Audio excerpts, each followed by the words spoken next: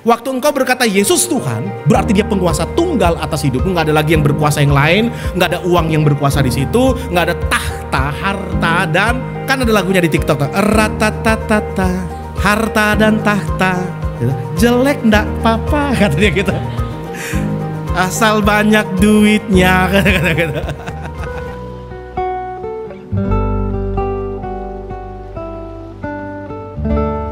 Kita percaya bersama-sama bahwa tahun ini sesulit apapun situasi dan kondisi yang Anda alami, kita percaya bahwa di ujungnya itu janji Tuhan menjadi nyata atas kehidupan kita, katakan amin.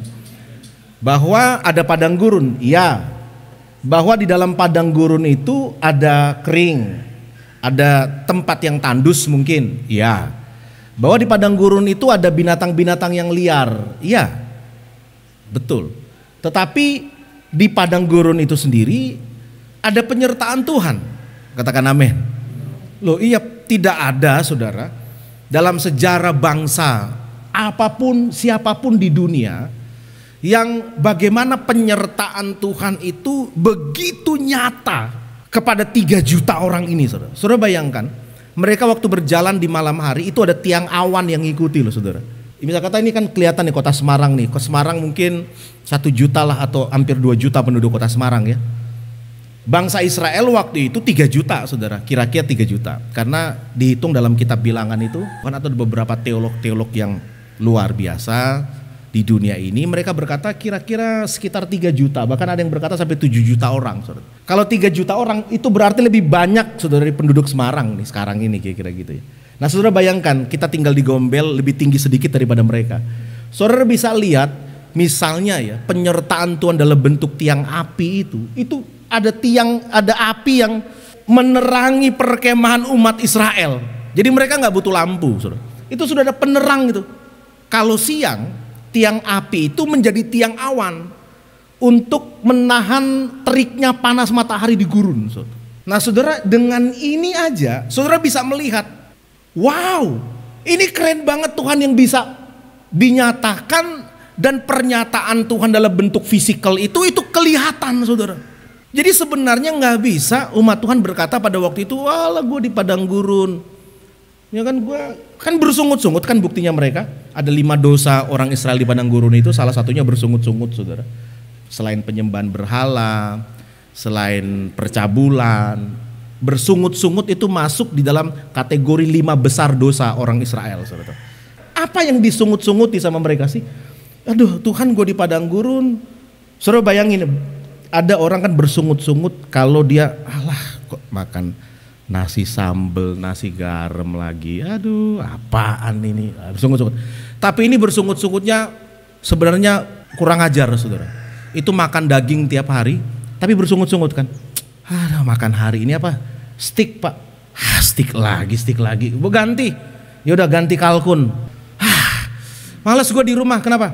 Makan kalkun terus gue. Nyokap gue masakin kalkun terus. Saudara bayangin tuh. Saudara lagi makan nasi sama tempe. Itu ada orang kaya pecicilan ngomong kayak gitu. Rasanya tuh tempe itu kita mau jejelin ke mulutnya dia saudara. Kira gitu. Nangkap gak maksudnya saudara? Makanya Tuhan marah banget sama orang Israel. Itu yang dilihat negatifnya aja saudara. Itu maksud saya. Sehingga mereka bersungut mendingan gue di Mesir. Halo, lu di sini tiap hari lihat pernyataan mujizat. Lu di sini tiap hari melihat Allah yang hidup, sementara bangsa yang lain itu menyembah-nyembah dewa yang patung, yang mati, yang nggak bisa ngapa-ngapain. Kamu tiap hari lihat Tuhan yang hidup gitu loh. Lalu kamu bersungut-sungut. Gitu. Maka saya bisa bilang begini, bahwa sebenarnya itu tergantung dari kacamata di mana Anda melihat. Kacamatamu itu kalau misal kata pakai lensanya atau warnanya merah gitu, merah. Apapun yang di depan Anda lihatnya merah gitu loh. Gitu kan gitu. Sekalipun biru, enggak merah. Biru, hijau bahkan gitu. Enggak merah gitu. Kebakaran semua gitu. Hijau itu loh, warna duit kan. Hijau itu banyak hijau gitu. Ada hijau. Merah semuanya. Gersang, kebakaran semua kata kita. Itu di mana letaknya kesalahannya? Tuhan menyertai mereka di padang gurun oke. Tetapi di padang gurun itu selain tiang awan, tiang api, itu makan makan makanan seger daging yang burung yang datang yang ditiup oleh semesta itu. Tiba-tiba pagi-pagi itu udah burung wakeh jangan minta ampun. Tinggal mereka makan steak terus tiap hari. Saudara. Udah gitu rotinya, roti yang turun dari surga. Mana saudara? Ini roti kualitas terbaik, the best punya. Tapi mereka tetap bersungut-sungut gitu kan. Maka bagi saya begini nih, sungut-sungut itu sebenarnya bukan karena keadaan ya. Bukan. Sungut-sungut itu masalah karakter. Sungut-sungut itu masalah sudut pandang apa yang Anda lihat. Kalau pikirannya udah negatif, kalau pikirannya udah merasa kurang, kalau hatinya udah rasa kosong sebenarnya di dalamnya, itu apapun yang ada tetap aja terasa hambar gitu. Maka perubahan itu sebenarnya dilakukan yang pertama bukan dari merubah situasi lingkungan, bukan. Perubahan yang sesungguhnya itu merubah situasi hati. Katakan amin, saudara. Bukan lingkungannya. Itu terbukti banget, saudara. Itu orang Israel kelimpahan mereka, nggak kekurangan. Bahkan sendalnya kata Alkitab itu, kata firman Tuhan itu nggak rusak 40 tahun. Saudara pakai sepatu tipe apa yang 40 tahun itu nggak rusak? Itu merek apa di dunia ini, saudara? Apa sepatu termahal, Pak? Merek apa sepatu termahal, Pak Imam? Itali lah, sepatu dari Itali lah, merek-merek Itali apa tuh? Francesco Totti atau apa itu? Oh itu pemain sepak bola, saudara. Ya, sepatu nggak rusak 40 tahun itu mahalnya minta ampun. Sepatu paling mahal aja itu paling 2 tahun 3 tahun rusak ganti lagi. Ini 40 tahun itu sepatunya kualitasnya itu the best punya, saudara. Kulitnya kulit yang terbaik mungkin yang nggak rusak disertai Tuhan. Kurangnya di mana gitu loh. Gitu. Maka bagi saya ada orang berkata, Pak, gue nggak bisa hidup kayak gini. Situasinya kayak begini, lu gini, Pak. Gue buka mata lihat, wah, makan sego sambel. Gue buka ini makan ini. Gue buka lihat delok mukanya dia. Wah, pokoknya aku enggak. Lalu kamu mau didoakan apa? Rubah semua, Pak. Enggak. Yang berubah itu harusnya hatimu, katakan amin. Bukan sekelilingmu. Terbukti Israel sekelilingnya kelimpahan, dia merasa kurang gitu loh. Maka sebenarnya perubahan yang paling jos itu adalah perubahan di mental, perubahan di cara berpikir. Makanya metanoia, pertobatan bahasa Indonesianya, Yunaninya metanoia, itu adalah berubah cara berpikir. Bahkan yang lebih ekstrim lagi, itu kata metanoia, itu sembuh dari gila, saudara, katanya gitu. Sebenarnya di situ gitu loh. Bagi saya sih, maaf ya, gangguan mental itu bukan skizofrenia, saudara. Tahu ya, skizofrenia itu nama satu kondisi mental seseorang yang kalau udah halusinasi, udah lihat macam-macam, itu skizofrenia. Enggak, mungkin ada orang enggak skizofrenia. Mungkin ada orang enggak halusinasi. Tapi cara dia melihat sesuatu dan berkata, itu Anda tahu ya, itu kalau muka orang itu yang bersungut-sungut itu yang nggak merasa puas itu tergantung sebenarnya di situ ya, tergantung mana di hatinya. Nah saudara, jadi ketika firman Tuhan berkata kepada kita tahun ini tahun kelimpahan, saudara jangan nuntut perubahan yang ada di luar dulu, enggak. Kalau Tuhan berkata ini tahun pengharapan nih, janjiku kepadamu kata Tuhan, hari depan yang penuh dengan pengharapan yang terwujud di tahun ini. Nah Anda terimanya bagaimana Pak? Ada orang berkata iya dong, gua harus nunggu semua berubah. Enggak, bukan di situ. Saudara harus maju di dalam iman, mengambil langkah dalam iman, berubah dulu pola pikir, cara pandang kita. Ketika kita berkata begini, iya Tuhan aku percaya nih tahun ini tahun pengharapan yang menjadi nyata bagi aku. Oke, lalu yang berubah apa? Bukan lingkungannya, yang berubah apa? Hati kita makin banyak bersyukur, katakan amin. Mungkin Anda lihat, wah, masih kayak gitu. Anda bangun pagi, Anda berkata, terima kasih Tuhan, hari ini adalah hari yang luar biasa bagi kita. Terima kasih Tuhan, sepanjang hari ini ada rejeki yang melimpah bagi pekerjaan saya. Anda pulang ke rumah, istri tanya, berapa yang dapat duit? Puji Tuhan, haleluya. Wih, 1 juta yang? Haleluya. Berapa yang? 3 juta. Haleluya, kantong kita 3.000 perak doang gitu. Tapi nggak apa-apa, kan begitu. Itu mulai dari situ dulu. Nah, kalau Anda sudah mulai terbiasa, terlatih di hati, terlatih di sudut pandang mata batin Anda melihat sesuatu, Anda mulai merubah dari kacamata batin yang merah gitu ya. Itu Anda rubah menjadi biru misalnya, Anda rubah menjadi warna yang lebih soft, lebih lembut lagi, lebih bercahaya lagi, maka Anda mulai melihat hal yang besar di situ gitu. Anda mulai melihat, ih keren ya. Ada penelitian di Amerika lewat satu percobaan. Satu tes gitu ya. Mereka ambil 50 orang. Jadi mereka survei orang-orang ini, saudara. Jadi ada 50 orang yang mereka ambil yang isinya negatif gitu. Jadi mereka survei, mereka riset. Ya, orang negatif itu kan ketahuan. Dari 10 cerita, bagaimana Anda bisa tahu orang negatif, Pak? Begini. Dari 10 cerita yang dia cerita kepada Anda, itu 7 diantaranya negatif. Jelek-jelekin orang, bisa kata gitu. Merasa tidak puas. Ya pernah nggak, saudara? Kapan? Kalau Anda 1 jam ketemu orang, ngopi lah coba. Anda nggak percaya kata Anda ngopi dengan orang nih, ngopi nih, oke ngopi ngobrol-ngobrol 1 jam aja, Anda langsung bisa tahu dia negatif atau positif. Dari mana? Dari cerita yang dia cerita. Anda gali aja, gimana bro hari ini? Payah, iki loh, bosku iki loh, wah melinti banget orang itu.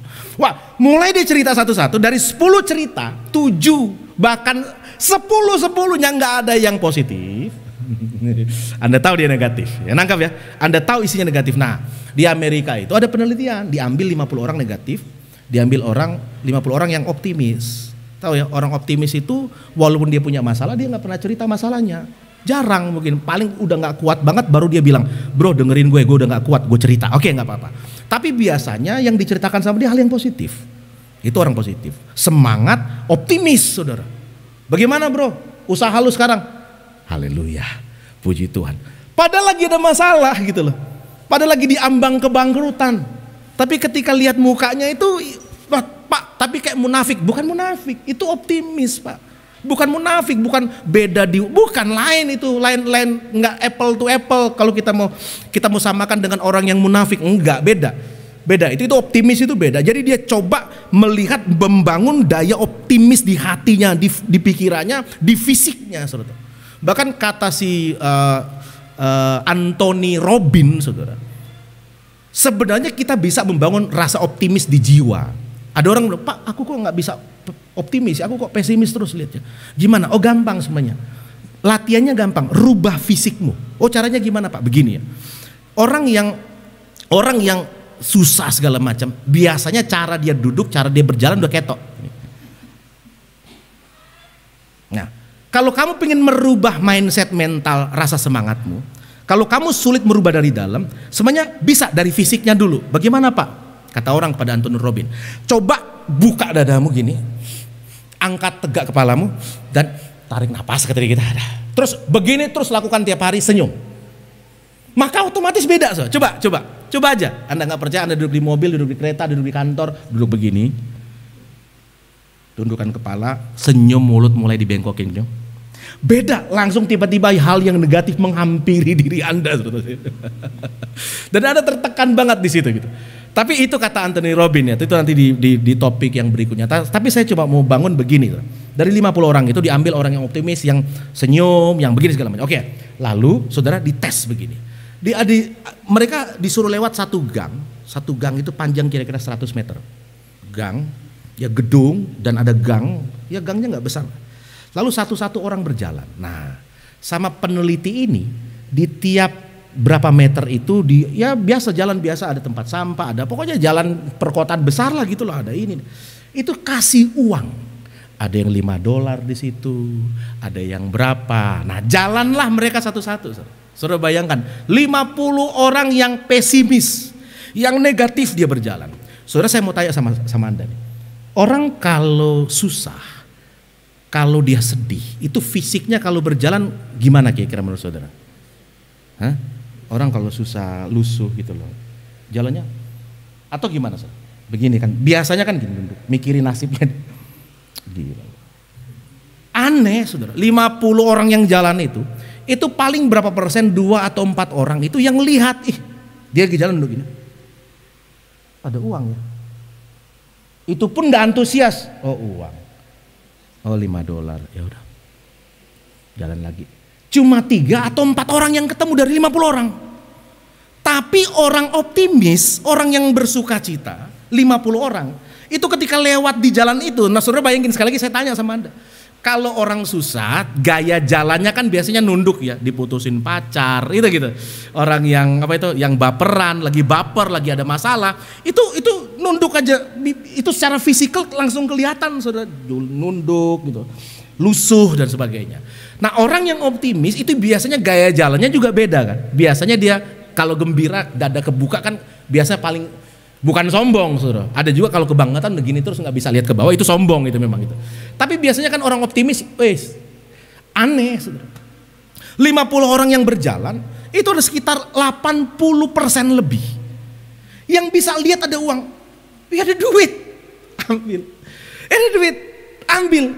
80% lebih orang yang bisa lihat ada dolar di situ. Jadi dari penelitian ini menyimpulkan bahwa sebenarnya begini nih. Di jalan kehidupan di semesta itu kesempatannya itu sama semua manusia. Sama, Tuhan memberikan medan perang yang sama sebenarnya. Baca Alkitab. Ayat Alkitab berkata begini. Pencobaan yang kita alami itu pencobaan yang gak bakalan melampaui kekuatan kita. Katakan amin. Itu semua umat Tuhan mengalami pencobaan, tapi firman Tuhan berkata gak bakalan melampaui. Kecuali pencobaan yang kita cari-cari sendiri, ya kan gitu. Pencobaan yang kita buat sendiri. Masuk penjara, digebukin di dalam penjara, ya ini ujian dari Tuhan. Itu bukan ujian dari Tuhan. Ada pejabat pakai rompi orange ketangkep KPK karena korupsi 100 miliar, 50 miliar, lalu tiba-tiba diwawancara pasang muka sedih, ya ini cobaan dari Allah kepada saya. Itu bukan cobaan dari Allah. Itu lu sendiri yang rakus, lu sendiri yang egois, lu sendiri yang tamak gitu loh. Akhirnya kena KPK. Nah, itu pencobaan yang dari Tuhan itu bukan kayak gitu. Pencobaan dari Tuhan, Anda sudah baik, Anda sudah melakukan firman, tetapi tiba-tiba ada aja masalah yang datang. Itu pantas Anda berkata begini, ya pencobaan-pencobaan yang aku alami, itu pencobaan yang biasa. Yang ada jalan keluar ketika kita diizinkan dicobai oleh Tuhan. Katakan amin, saudara. Ada jalan keluar. Nah, semua orang punya masalah, semua orang punya kesempatan yang sama melihat ada berkat di balik masalah itu. Katakan amin.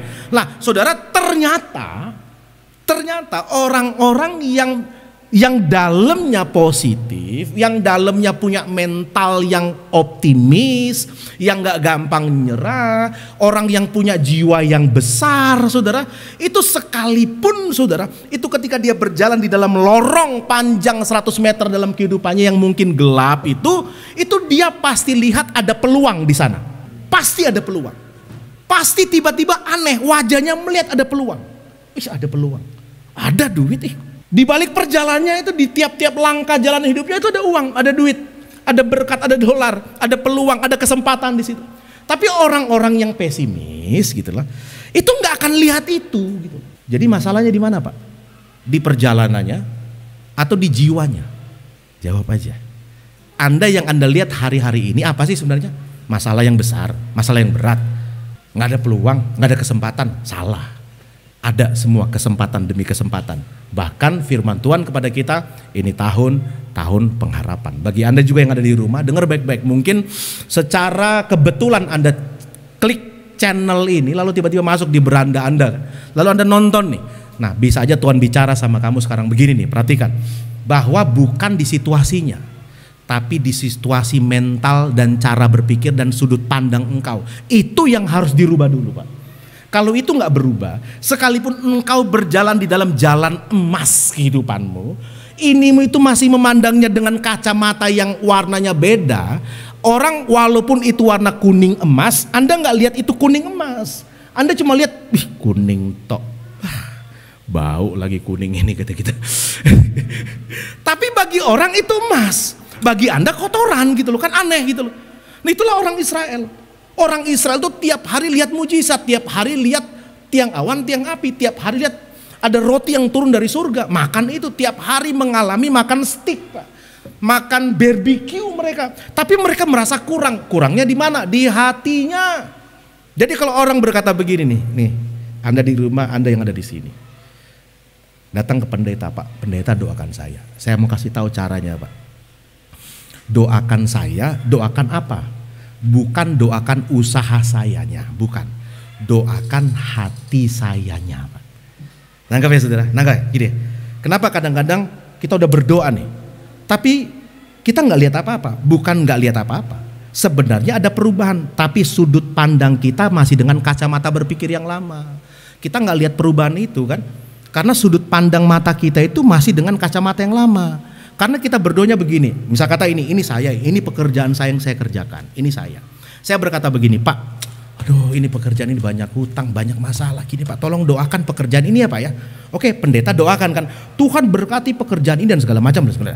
Tapi kacamatanya masih kacamata yang lama, itu maksud saya, nggak berubah.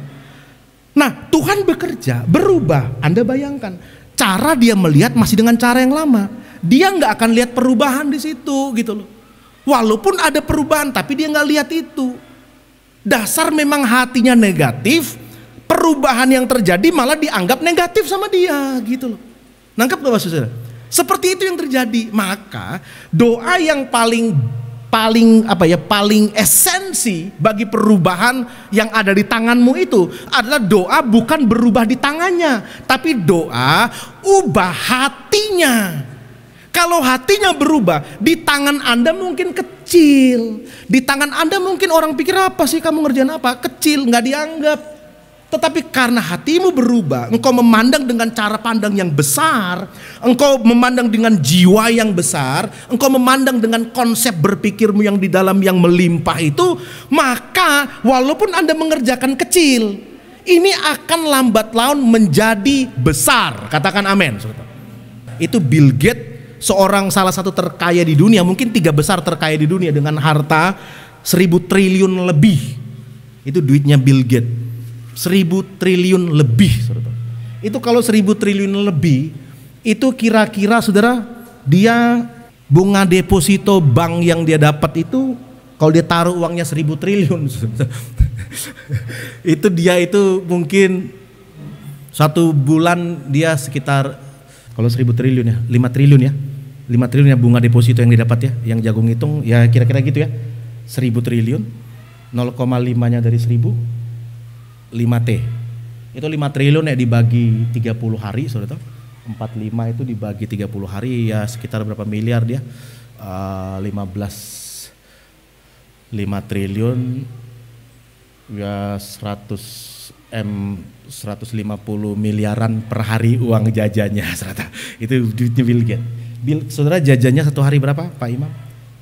Jajan kita berapa satu hari? 50.000, ada yang 100.000.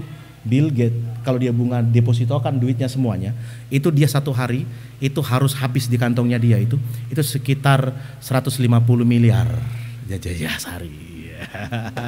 Saudara 120 miliar. Itu saudara punya istri yang biasa ngomel-ngomel, itu ngomel aja sehari, nggak apa-apa ngomel. Apa kurang apa lagi kamu? Kurang salon Pap. Nih jebret itu 1M, beli salonnya sekalian, kata kita gitu. Anak kita bilang, wah Pap itu ganti mobil lagi. Ganti mobil apa? Wah kasih deng gitu. Ganti Lambonya itu, Ferrarinya tuh ganti semua, tiap hari ganti. Lupa tiap hari, orang kaya gitu. Orang kaya gitu loh. Nah, itu Bill Gates. Itu Bill Gates. Satu ketika saudara ada orang besar yang lain yang ngomong begini. Namanya Warren Buffett. Itu orang nomor sekian terkaya tapi lebih tua, lebih senior, lebih bijak daripada Bill Gates. Dia bilang begini, Bill Gates itu orang terkaya di dunia dengan usaha Microsoft. Itu softwarenya komputer, semua laptop komputer itu pakai software punyanya Microsoft, oke ya. Lalu dia bilang begini, sekalipun Bill Gates itu bisnis burger, dia akan tetap jadi raja burger dunia. Tetap. Sekalipun dia usaha kecil, apalah, remeh temeh, dia tetap akan jadi orang terkaya. Kenapa? Karena dia Bill Gates gitu. Nangkap nggak maksudnya? Karena orangnya gitu loh, bukan apa yang dia kerjakan. Hari ini kan orang mengeluh dengan apa yang dia kerjakan. Orang mengeluh apa yang ada di tangannya dia. Allah gue cuma ngerjain ini, Allah gue cuma di rumah singgah, misal kata itu. Allah gue cuma pelayanan di jalan, Allah apa sih yang gue dapat, misal kata itu. Mulai mengeluh kan, kerjaan gue cuma ini, apa sih kerjaannya, orang nganggap remeh, nganggap enteng. Halo saudara, Bill Gates, kata Warren Buffett, Itu sekalipun dia jualan donat, jualan burger, dia tetap jadi orang terkaya di dunia. Kenapa? Karena dia Bill Gates. Coba Anda sebutkan nama Anda. 1, 2, 3, masing-masing 1, 2, 3. Samuel. Anda namanya? Samuel. Anda siapa, saudara? Ya, oke. Nah, Anda ngomong begini. Sekalipun saya usaha donat, sekalipun saya jualan root kitchen, saya tetap akan jadi raja donat dunia. Kenapa? Karena saya umat Tuhan. Nangkep gak? Karena saya yang sudah menerima kelimpahan dari Tuhan. Saya anak raja. Nangkep gak maksudnya? Karena Anda anak raja gitu. Karena Anda punya DNA ilahi dalam hidupmu. Firman Allah berkata, apa yang kamu pegang diberkati. Bahkan Yusuf, saudara, bukan yang dia pegang aja. Di tempat di mana dia tinggal, itu rumah Potifar itu diberkati karena Yusuf hadir di situ. Jadi merubah lingkungan. Ada orang dirubah oleh lingkungan, kita enggak. Kita merubah lingkungan. Katakan amin, saudara. Sekalipun Anda ditempatkan di tempat yang kering kerontang itu, tapi jiwamu basah oleh kasih karunia Tuhan. Wow, itu Alkitab berkata, maka padang gurun itu dirubah Tuhan menjadi tempat yang bermata air. Berikan tepuk tangan bagi Tuhan kita. Nggak usah takut sama padang gurunnya. Takutlah hatimu yang negatif itu. Nggak usah takut sama padang gurunnya. Jangan. Kalau hatimu berubah disentuh oleh Tuhan, maka saudara, ini yang terjadi, saudara. Apa yang Anda pegang juga berubah, diberkati oleh Tuhan. Katakan amin. Mari kita buka Alkitab kita, satu ayat saja, saudara. Hari ini Efesus 2 ayat yang ke-22. Efesus 2 ayat yang ke-22. Nah, saya mau kasih tahu kepada Anda apa yang membuat kita bisa seperti itu. Bisa nggak sih Pak hati saya berubah? Bisa nggak Pak pikiran saya dirubah? Kalau kita tahu bahwa masalah yang sebenarnya adalah di konsep berpikir kita kan, adalah di karakter kita, adalah di mental kita. Orang yang mentalnya udah nggak bener, ya mentalnya itu parah, itu dikasih apapun ya pasti rusak. Lalu dia jangan marah dong. Wah, gue dikasih ini sih, bukan yang dikasih ke engkau, bukan. Tapi cara berpikirmu, cara pandangmu, karaktermu yang belum dirubahkan. Engkau mungkin masih suka dengan hidup yang lama gitu, seperti itu gitu loh. Karakternya nggak berubah, nggak terbentuk, maka sekalipun yang bagus dikasih rusak gitu. Apalagi yang rusak gitu loh, lebih parah. Oke, Efesus 2 ayat yang ke-22. Nah, baca bersama-sama 2, 3. Di dalam Dia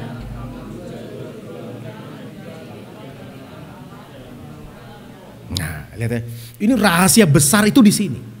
Kamu itu sebagai apa, saudara? Tempat apa? Tempat apa? Kediaman Allah. Disinilah letak rahasianya, Pak. Saudara harus nangkep begini nih. Ini setan akan buat kita miss di sini. Musuh akan buat kita miss. Sehingga kita itu gagal paham, saudara. Gagal memahami bahwa di dalam Anda itu ada Allah yang mulia di sana. Jadi kita masih merasa aku apalah gitu loh. Debu, cacing tanah, kutu busuk. Wah, semua yang elek-elek gitu loh ya. Memang kita begitu tuh. Tetapi semenjak Anda terima Yesus, maka firman Tuhan berkata kamu diberikan roh dan hati yang baru dalam hidupmu. Kitab Yeskil berkata demikian. Jadi kamu itu udah manusia baru, ada roh Allah, ada hati yang baru yang Tuhan beri dalam hidup kita. Katakan amin. Jadi hari ini sebenarnya engkau sudah punya minimal potensinya. Sudah itu ada di dalammu. Nah, bagaimana rahasianya? Ayat ini berkata, Allah itu berdiam dalam hidup saudara. Coba katakan begini, pegang tangan kanan, angkat tangan kanan saudara, ngomong begini. Ada Allah dalam hidupku. Ada Allah dalam hidupku. Ush. Saudara itu manusia Allah. Begini, Pak, saya pengen berdoa supaya apa yang ada di kerjaan saya itu bisa sukses, bisa beruntung Pak. Ini kok kayaknya begini. Oke. Caranya gampang kan? Yang dirubah itu bukan ininya, bukan apa yang ada di tangan. Yang dirubah itu apa yang ada di hati Anda. Oke, gitu ya. Perubahan itu di situ. Nah, sudah berubah Pak saya. Oh, kapan kamu berubah? Waktu engkau menerima Yesus sebagai Tuhan. dan engkau menghambakan dirimu kepadanya dengan berkata, engkaulah Tuhan atas hidupku. Detik engkau mentuhankan dia, berarti engkau hamba, maka engkau diselamatkan. Firman Allah berkata, engkau lahir baru. Lahir baru tuh, yang bukan dilahirkan dari darah dan daging, Yohanes pasal 1 berkata, tetapi yang dilahirkan dari Allah gitu. Nah, oke toh, itu pertama nih. Yang kedua gitu. Yang kedua, karena engkau lahir dari Allah, engkau punya roh yang baru, firman Allah berkata, maka Allah itu berdiam di dalam hidupmu. Sekarang sebenarnya. Nah, perubahan yang terjadi di tangan itu dimulai dari perubahan pola pikir. Pola pikir yang harus terus-menerus memikirkan bahwa ada satu kesadaran dalam hidupmu, kamu itu lagi bersama dengan Allah. Udah itu aja. Saudara mulai membangun satu pola pikir dalam hidupmu, dalam benakmu, ada Allah dalam hidupku. Loh kok bisa? Itu iman, saudara. Loh bagaimana, apa dasarnya Pak? Firman Tuhan gitu loh. Apa dasarnya dalam hidupku adalah firman Tuhan. Firman Tuhan yang mana Pak? Firman Tuhan yang berkata begini, kamu sudah terima Yesus belum? Saya mau tanya sama Anda. Anda jawab amin aja. Apakah engkau sudah menerima Yesus sebagai Tuhan dalam hidupmu? Oke, berarti ada Tuhan. Apakah engkau benar-benar mentuhankan Kristus dalam hidupmu? Engkau berarti adalah hamba. Yang amin 1, 2 gitu loh. Nah, di sini jangan-jangan masalahnya di sini gitu loh. Sebab begini, kan ada orang berkata, Pak, segampang itu kah? Saya terima Yesus, saya selamat, saya lahir baru. Betul, segampang itu. Tapi Anda harus lihat urutannya. Waktu engkau berkata Yesus Tuhan, berarti engkau setuju kalau engkau adalah hambanya. Ada orang berkata Yesus Tuhan, oke, tapi aku sebagai hambanya, tunggu dulu. Itu nggak bisa Pak. Itu satu paket sebenarnya. Waktu engkau berkata Yesus Tuhan, berarti dia penguasa tunggal atas hidupmu. Nggak ada lagi yang berkuasa yang lain, nggak ada uang yang berkuasa di situ, nggak ada tahta, harta, dan kan ada lagunya di TikTok, ratatatata, harta dan tahta, jelek ndak papa, katanya gitu. Asal banyak duitnya, kata-kata. Saya punya akun TikTok sekarang, nanti saudara bisa lihat. Saudara, sekarang kalau Anda suka main medsos, jadi gini, saya nggak anti medsos, saya malah bilang anak-anak Tuhan di akhir zaman harus bisa memanfaatkan media sosial untuk pekabaran kabar baik. Katakan amin. Kita menjadi bagian dalam sistem sosial yang ada di dunia yang modern. Saudara nggak tinggal di hutan-hutan nggak. Saudara semua itu di sosial modern sekarang itu. Saudara, itu mau nggak mau Anda harus bersentuhan dengan media sosial. Nggak bisa enggak. Anda berkata, saya nggak mau pakai. Betul, silakan. Anda akan ketinggalan banyak hal yang positif. Nah kan balik ke tadi kan. Ada orang berkata media sosial itu hal yang negatif. Wah tergantung. Kalau di hatimu negatif, jangankan media sosial. Engkau nggak punya media sosial aja semua bisa jadi negatif kok gitu loh. Bukan salah media sosial kan. Tapi salah hati kita. Kalau hati kita sudah negatif, jangankan media sosial. Nggak ada punya media sosial pun tetap aja nyinyirin orang gitu loh. Tetap aja curhat yang nggak penting gitu kan. Orang bertanya ngapain sih gue baca media sosial, kan ada orang suka curhat-curhat yang nggak penting itu, malas gue baca. Nggak ada media sosial di tetangga kiri kanan itu Anda ketemulah mak-mak gitu, itu bisa curhatnya nggak penting gitu loh. Suamiku, bojoku hilang, tidur ngoroknya buah, suamiku kentutan, mambu sisan, ya nggak penting, nggak usah di media sosial. Dalam kehidupan nyata itu banyak banget sampah, tergantung hatimu. Nah makanya saya bilang, Anda di dunia modern install aja. Mungkin sekarang yang paling lagi tren itu TikTok. Saya sudah survei. Orang bilang, Pak pakai TikTok. Malas aku lebih suka YouTube, Instagram, Facebook. Waktu saya baca riset, iya ya. Semua orang di TikTok. Jadi TikTok itu dari riset sekitar 5 atau 6 tahun, kata Mardigu. Kata si Mardigu itu TikTok itu berdasarkan satu riset panjang Pak. Jadi mereka melihat apa sih orang-orang zaman modern itu senangnya apa. Dikumpulin, YouTube itu orang apa. Facebook itu apa kelebihannya. Instagram itu apa kelebihannya. Digabung jadi satu, jadi TikTok gitu loh. Itulah gitu loh. Itulah salah satu itu media sosial yang baru. Nah saudara, di situ itu banyak hal. Mau negatif mau positif banyak. Tapi kalau Anda sudah berubah di dalam, itu pasti Anda mencari hal-hal yang apa saudara? Positif. Anda lihat lalat dan apa saudara? Lebah. Nah, saya lihat lalat yang dicari apa sih? Kotoran. Lebah yang dicari apa? Madu. Jadi bukan kotoran dan madunya Pak. Masalahnya lu masih lalat atau udah lebah gitu loh. Kalau kamu lalat, kalau orang ini lalat Pak, Sekalipun di sekelilingnya tuh bunga cantik bertebaran, dia pasti pingin cari kotoran. Itu maksud saya. Tapi kalau kamu lebah ini, kamu punya mental lebah, ya, sekalipun mungkin rusak semua, Anda enggak. Gue pengen cari bunga. Oh, ada sana bunga matahari. Sekalipun itu Anda cari bunganya, Anda cari sarinya, kan beda toh. Jadi sekarang masalahnya di mana di sini? Media sosialnya atau hati kita masih lalat atau sudah lebah? Salahnya di mana? Kalau hatimu lebah gitu loh. Sekalipun di sekitarmu itu media sosialnya macam-macam, Anda pasti mencarinya yang baik, yang berguna. Maka bagi saya perubahannya adalah bukan di media sosialnya, bukan. Berubahnya di hatinya gitu loh. Hatinya berubah, itu apapun yang dia pengen cari. Sebab kalau dia udah jadi lebah, Pak, sekalipun ada kotoran di sini, jijik dia makan gitu loh. Karena itu bukan makanan gue. Pernah lihat orang rohani itu sampai setaraf itu, Pak? Orang rohani itu sebenarnya setaraf orang rohani bukan hanya di perlakuan yang kelihatannya itu yang bawa tas Alkitab gede, pakai baju putih-putih, lalu senyum, shalom, manis banget gitu loh, wah pokoknya sopan santun. Bukan di situ rohani. Rohani yang sesungguhnya adalah hatinya berubah atau tidak. Mungkin penampilannya masih sangar, mungkin gayanya itu masih biayaan, tapi dalamnya udah lebah bukan lalat gitu loh. Itu ketika udah jadi lebah nih, itu dengan kacamata yang positif itu, sekalipun ada kotoran yang ditawarkan kepada dia, jijik malah dia makan itu, kan begitu. Makanya anda orang tua nih, itu pastikan, kan kita kadang-kadang takut nih anak gue gimana ya, nanti ketemu pergaulan yang gini, gini. Makanya tanggung jawab orang tua hari ini adalah pastikan hati anakmu itu diubah, disentuh oleh Tuhan. Kalau hati orang disentuh oleh Tuhan, ada lagunya kan, Bapa sentuh hatiku, ubah hidupku menjadi yang baru, bagai emas yang murni, kau membentuk bejana hatiku. Bapa ajarku mengerti sebuah kasih yang selalu memberi, bagai saudara, air mengusur. Kalau itu lagunya Jason ini saudara, itu keren banget. Itu ada pewahyuan yang dalam banget di sini. Coba Anda lihat ya, Bapa kalau disentuh hatinya, maka hatinya berubah, ya kan? Jadi untuk perubahan itu adalah disentuh oleh siapa? Oleh Bapa. Kapan Bapa itu ada dalam hidupmu? Waktu engkau terima Yesus. Nah, makanya kan ini tadi, Allah di dalam engkau gitu. Itu yang paling penting, pastikan Allah di dalam kita. Kalau Anda berjalan bersama dengan Tuhan, itu disentuh Tuhan, itu digandeng oleh Tuhan, dirangkul kira-kira gitu. Itu dalam imajinasi kita yang kecil itu dan sederhana itu menafsirkannya seperti itu kan. Lalu apa yang terjadi saudara? Kalau disentuh oleh Tuhan, maka hati itu kayak emas. Itu pewahyuan.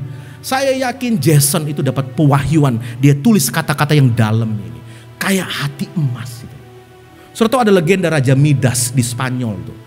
Itu legenda Raja Midas yang berkata begini. Itu Raja Midas, itu apapun yang dia sentuh jadi emas. Dia pegang kotoran jadi emas. Dia pegang ini jadi emas. Dia pegang semuanya jadi emas.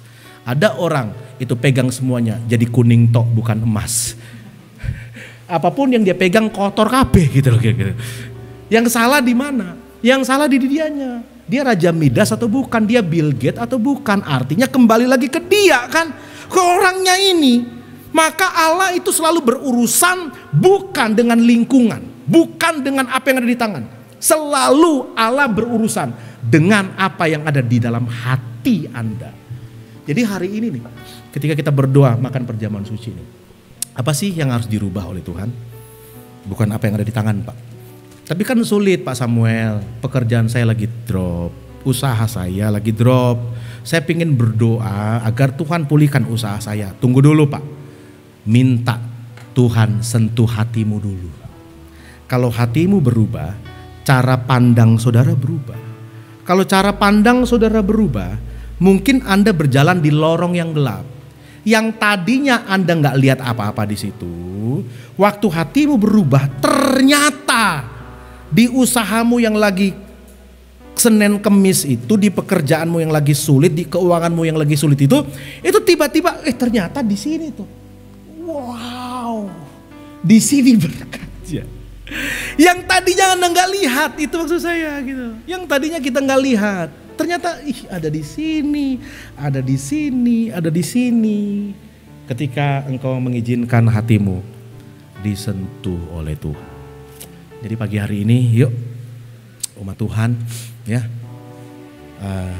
tangan kita, tangan kanan sekali lagi, mari tangan kanan diangkat gini, taruh di tangan kita, taruh di dada kita bersama-sama ya. Nah saudara, begini saya mau bilang ya, yang ada di rumah juga, mungkin apa yang kau hadapi hari ini lagi kacau kan, saudara melihat sesuatu yang gak baik, saudara melihat ada apa sih ini, keuangan, kesehatan mungkin kan gitu, terus rumah tangga, anak-anak mungkin, wah apa anak-anakku kayak gini, pasangan mungkin, terus banyak hal ya. Oke ya, nah gini, jangan dulu berdoa agar Tuhan merubah mereka Pak. Berdoa dulu, Tuhan mengubah hatiku.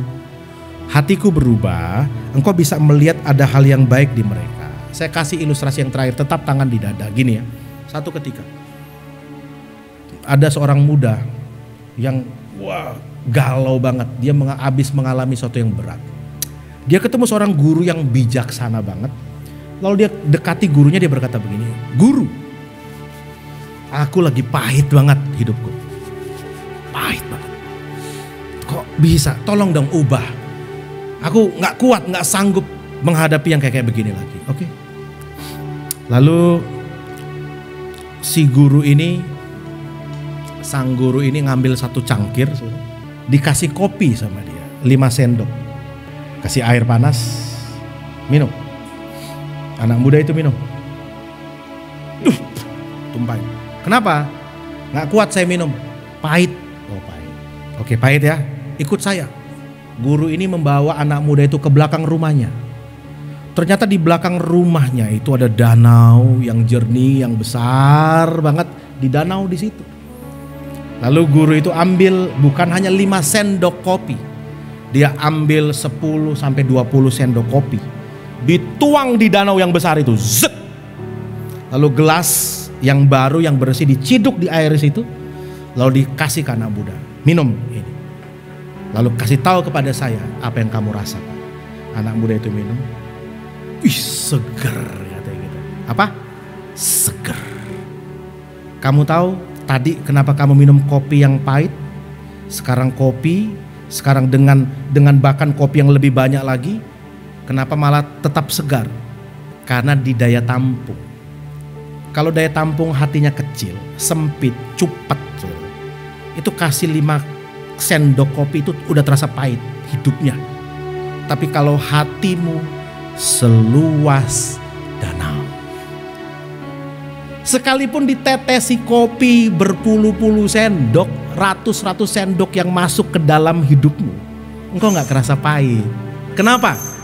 Karena hatimu yang besar sebesar danau. Jiwamu yang luas. Kalau jiwa yang kerdil, itu 1 sendok aja yang masuk udah rasa berat banget hidupnya. Itu maksud saya. Udah rasa dia yang paling menderita. Udah rasa dia yang paling, aduh gue yang paling banyak masalah. Mereka semua menyakiti hatiku gitu. Bukan. Gelas hatimu yang kecil itu loh gitu loh. Ya. Kuota Anda aja Anda gede-gedein terus kan gitu loh. Paket Anda aja Anda tambah terus. Masa gelas hatimu tetap aja kecil?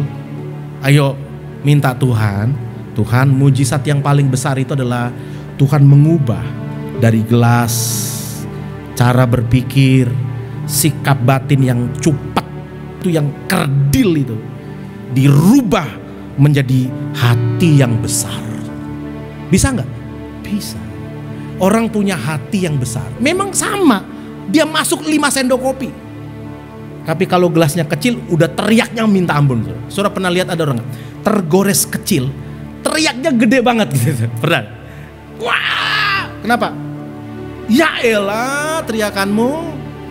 Gua mau mati, mau bunuh diri, gua ditipu orang. Berapa? 20 juta, 20 ribu. 20 ribu aja ditipu, nangis muda kayak gitu loh.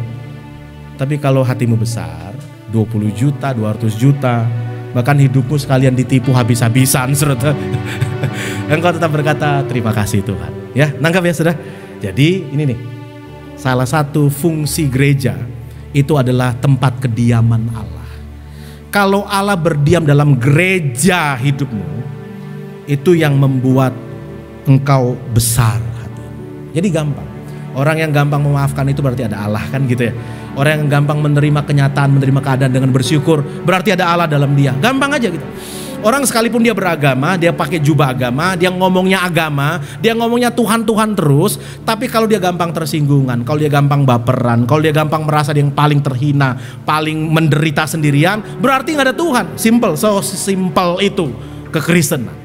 Tapi kalau Anda hidupmu ada Tuhan, Anda luas berpikirmu. Disakiti Anda mengampuni, ditipu Anda memaafkan. Sekalipun Anda begini, Anda mulai berpikir, daripada gue grogotin dia, kenapa gue gak berkati dia? Kan begitu, cara berpikir kita begitu. Orang yang besar itu cara pikirnya itu, apa yang aku harus lakukan bagi dia. Seperti sungai yang mengalir, kata Jason tadi, bagai air mengalir. Itu orang yang berjiwa besar, itu dia selalu berpikir, apa sih yang gue harus lakukan, bukan apa sih yang harus gue ambil dari dia. Itu kan beda. Orang yang disentuh Tuhan, dia akan berpikir, apalagi yang harus kuberikan kepada Tuhan. Keren. Nangkep ya? Itu yang kita doakan. Yuk mari bangkit berdiri bersama-sama. Bapa, sentuh hatiku, ubah hidup.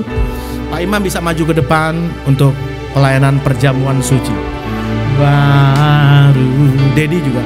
Bagai. Oh ya. Kau membentuk bejana. Oh.